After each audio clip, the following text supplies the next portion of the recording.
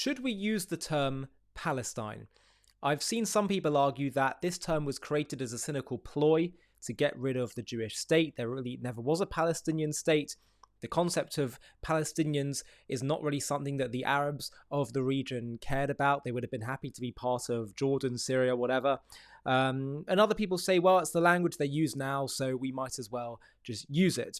Douglas Murray is asked this question at a forum. This was a group of people. The channel is called JA21. And he was speaking about this very question, or rather he was asked this question by someone in the audience. Have a watch at what he says. Would you agree, Mr. Murray, that the current wave of anti-Semitism is based on the fallacy that the State of Israel was founded on a nation called Palestine, which never existed as such? And would you then, if you agree,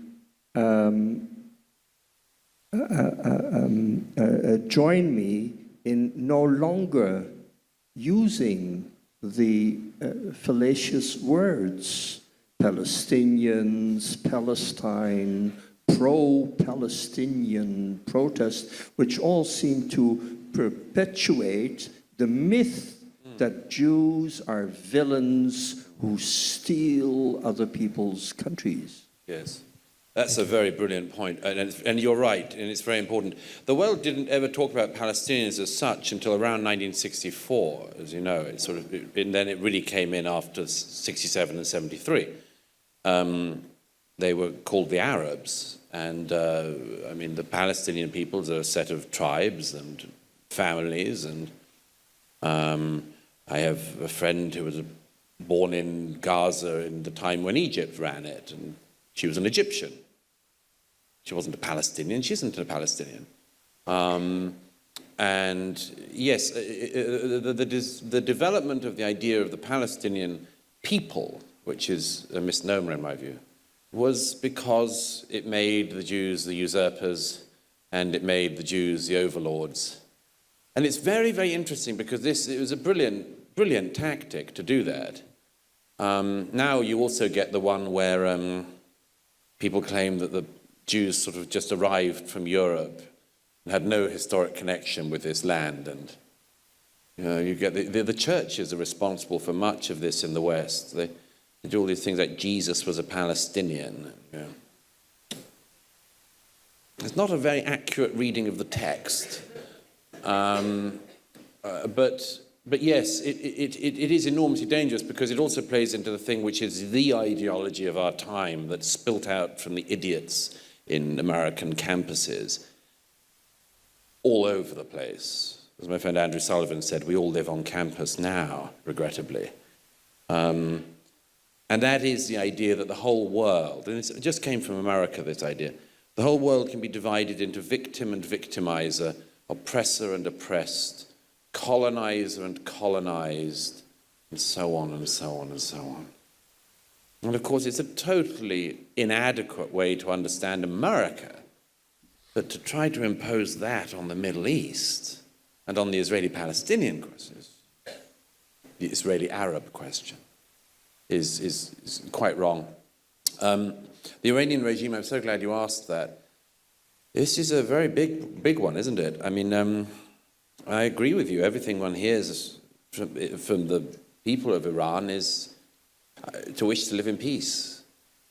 And of course, the regime wants exactly the opposite. The problem of the regime in Tehran is such a serious one. I mean, by the end of Trump's presidency, whatever one thinks of him, and you may have noticed there are some criticisms that can be leveled, whatever you think of him, he did actually bring the mullahs to their knees financially. And that had some good consequences. And I think would encourage the people to take back their country from this vile regime. Again, I mean, it's astonishing. Just yesterday or the day before, the Supreme Leader sent out this message of thanks to American students for turning out on campus on the side of the Palestinians. I mean, if I was one of those protesters, I'm not sure if I'd retweet that. it should be regarded as embarrassing. But there's such confusion on this in the West. When Raisi had his helicopter crash the other week, I said to some friends, I said, let's just wait and see how he's described by the mainstream media. And in the end, we got mixed legacy Raisi. That was kind of cute for a guy who hangs people from cranes. Mixed legacy. It's true, he hanged some people, shot others. So, swings and roundabouts. I'm amazed by those ones. I keep a record of the way in which you can flex somebody's reputation by just that one term. My friend Jordan Peterson is always described as controversial Professor Jordan Peterson. I knew that it wouldn't be controversial leader Raisi. No, mixed legacy. Jordan would never get mixed legacy, just controversial. But Raisi, mixed legacy. Just like, what was it, al-Baghdadi was described in the Washington Post after his early demise as an austere religious scholar. Well, it's a bit of the truth, but not the whole of it. I mean, I just would hope with everyone that my Iranian friends and Persian friends someday can live in peace in their country, and they deserve it. So let's just go back to the original point that he was making about, using the term Palestine. And I think he's right.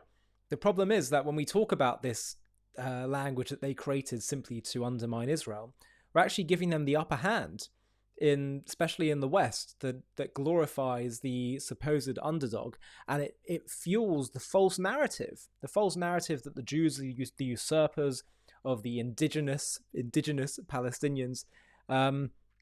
And so regardless of whether or not one uses the term, I think for me the key takeaway is we have to be completely uncompromising and unabashed in saying that this is the Jewish people's homeland. We've been there for thousands of years, that the Palestinian cause is a ploy to get rid of Israel, and that they are Arabs. And Arabs are not indigenous to the land of Israel. We have always been happy for them to live alongside us, but they have to be living alongside us in peace. But it is Jewish land. The Arabs have many, many countries, as many Arab countries as many Islamic countries. They have all kinds of natural resources. God has blessed them greatly with millions of people and a much greater amount of land than the Jewish people. But this land of Israel is for the people of Israel, and it belongs to the people of Israel. And we're not colonizers. We are the rightful inheritors of the land. And so I think that, in my view, is the key message, regardless of what language we may or may not use, whether we dance to, these tunes and acknowledge these terms and play with them or not. The key thing is we should just be clear in telling the truth about the history and about our relationship with the land and about who really has the right to it. So I think that's the key takeaway from all of this. Hi, thank you so much for watching. To watch another one, click here. To stay up to date with all our content, click here to subscribe. And if you're able to, you can help support JTV to grow and grow by clicking join below this video, where you can become a member and get perks including early access to videos and private live discussions with me. But most of all, you'll be partnering with us on our mission to change the world.